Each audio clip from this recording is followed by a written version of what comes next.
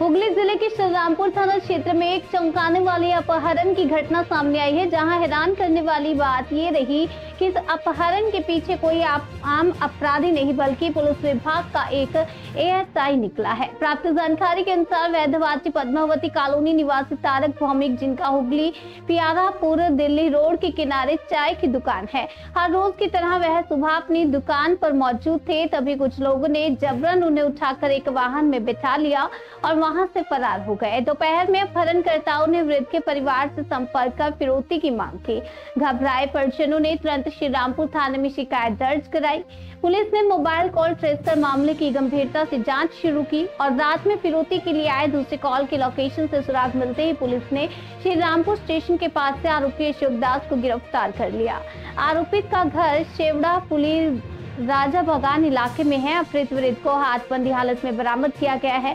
अशोक दास चंदननगर अदालत में एएसआई के पद पर कार्यरत था। इस सनसनीखेज घटना से पुलिस महकमे में हड़कंप मच गया है। चंदननगर पुलिस कमिश्नरेट के अधिकारी ने पुष्टि की है कि आरोपी के खिलाफ सख्त विभागीय कार्रवाई की जाएगी। पुलिस सूत्रों के अनुसार अपहृत वृद्ध के बेटे को कुछ समय पूर्व नारकोटिक्स कंट्रोल ब्यूरो ने नशा तस्करी के आरोप में गिरफ्तार किया था। इस बात की भी जांच की जा रही है कि अपहरण का सीधा संबंध उस मामले से है या नहीं।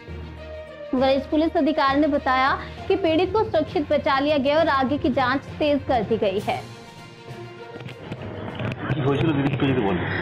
নিত্যদিনের মতো আমার বাবা মানে রোজই 4:30টার সময় দোকান খোলে। সেখানে দোকান খুলে চেয়ার মানে জাস্ট খুলে চেয়ারটা পাচ্ছে, তখনই 3-4 জন লোক মুখ বেঁধে বাবাকে সাদা গাড়িতে তুলে নিয়ে যায় এবং আমরা তার পরক্ষণেই মানে একটা থানায় সারাফুলি থানায় কিছু বলতে মানে ডায়েরি করতে যাই। আর আমার বৌদি বাড়িতে ছিল, বাবার ফোনটাও বাড়িতে ছিল। সেখানে মানে ফোনে একটা আননোন নাম্বার থেকে ফোন আসে, সেখানে থ্রেটিং করা হয় 30 লাখ টাকা দেওয়া হবে, তারপর তাকে ছাড়া হবে, নালে তাকে মেরে ফেলা হবে। আমরা ভয়ে কোনো কিছু বলতে পারিনি। পুলিশ মানে থানায় গিয়ে তারপর অনেকটা সময় চলে যাওয়ার পর আমরা বাধ্য হয়ে শ্রীরামপুর থানায় আসি। এবার সেখানে গিয়ে আমরা পুরো ডিটেলসটা জানাই, ফোনটা দিই, ফোন নাম্বারগুলো দেওয়ার পর তারা মানে সব কিছু করে সারাফুলি থানায় আবার আমাদের ডাকে, সেখানে যাই। তারা আইডেন্টিফাই করে ট্রেস করে মানে মানে পুলিশ মানে বড়বাবুর কাছে, সারাফুলি বড়বাবুর কাছে ওখানে একটা ফোন আননোন নাম্বার থেকে ফোন আসে। তারা লাউড স্পিকার করে সব শোনে এবং তারা ট্রেস করে মানে সব খুঁজে পায়, মানে আসামিকে খুঁজে পায়। এবার দেখা যাক কি করা যায়।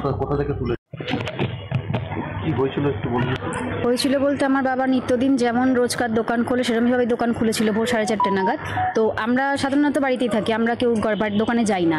রাস্তায় যারা কাজ করে, যারা গাড়ি খালি করে, তারা দেখেছে যে বাবা দোকান খোলার সঙ্গে সঙ্গে বাবাকে 2-3 জন গাড়িতে এভাবে মুখ চেপে ধরে নিয়ে যায়। তো তারা আমার বাড়িতে এসে খবর দেয় যে এরকম দোকান থেকে তুলে নিয়ে গেছে। যাই হোক, তো আমরা খবর পেয়ে সঙ্গে সঙ্গে সারাফুলি ফাঁড়িকে জানাই। ফাঁড়িকে জানানোর মুহূর্তে আমাদের কাছে একটা থ্রেটিং কল আসে যে ওনাকে আমরা এক জায়গায় নিয়ে এসেছি, তো ওনার মানে মুক্তিপণের জন্য আমাদের কাছে 30 লাখ টাকা দাবি করা হয়। সেটা যদি আমরা ওনাদের না দিই তো হয় ওনাকে ওরা জীবিত রাখবে না, সেভাবে একটা থ্রেটিং কল আসে। তো আমরা ভয়ে পুলিশকে প্রথমে গিয়ে জানাতে পারিনি। তারপরে আমরা লাস্টে শ্রীরামপুর ফাঁড়িতে থানায় এসে জানানোর পর সেখান থেকে সব কিছু করার পর সারাফুলি ফাঁড়িতে আবার আমরা যাওয়ার পর সেই মুহূর্তে রাত্রিবেলা 9টা নাগাদ একটা আবার থ্রেটিং কল আসে থানার বড়বাবুর সামনেই। তো ওখানে সব কিছু ট্রেস করে সারাফুলি 4 নম্বর প্ল্যাটফর্ম থেকে ওনাদের পাওয়া যায়। যে তুলে নিয়ে গেছে তাদের মধ্যে একজনকে পাওয়া গেছিল। সে এসে তাকে নিয়ে তারা আবার বেরোনোর পরে সারাফুলি আমাদের এই বৈদ্যপাড়া নামক একটা জায়গা থেকে বাবাকে তারা হয়তো কোনোভাবে ওখান থেকে তুলেছিল। আনার পরে মানে এর থেকে বেশি কিছু আমাদের এখন অবধি জানানো হয়নি। এই যে একটা ঘটনা ঘটে, যে স্থানীয় বাসিন্দা হিসাবে ছেলেটাকে চেনেন? না, আমি ঠিক ভালো চিনি মানে কি, মানে বাবাকে চিনতাম, ও দাদাকে চিনি, ওনাকে ঠিক চিনি না। আমি কি কাজ করতে ছেলেটি? ওর দাদা বোধহয় বিএসএফে কাজ করতো, এ বোধহয় পুলিশে চাকরি করতো।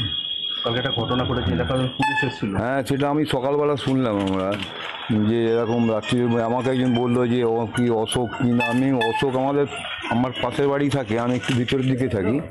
হ্যাঁ, পাশের বাড়ি থাকে, তার নাম অশোক। সে তো তার দাদা পুলিশে চাকরি করতো, এ তো পুলিশে চাকরি করে না। তো তবে এখন আপনাদের আসতে গিয়ে শুনছি যে এখানে অশোক বলে আর এক অশোক এসছে, মানে নতুন বাসিন্দা আর কি, বেশি